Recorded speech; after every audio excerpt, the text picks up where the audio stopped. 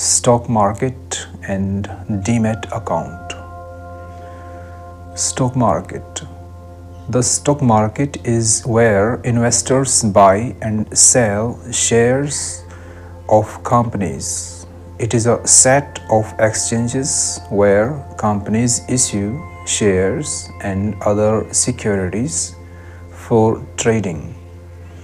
It also includes over-the-counter marketplaces where investors trade securities directly with each other. Now let us see the definition of Demat account. A Demat account or dematerialized account is an online portfolio that stores securities like stocks, bonds, mutual funds, and ETFs in digital form.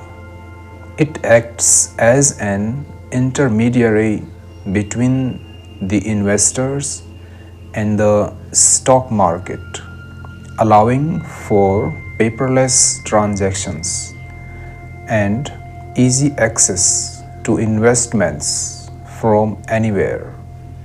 Demat accounts can also be used as collateral for loans, and they offer benefits like corporate action, temporary freezing, and easy share transfers.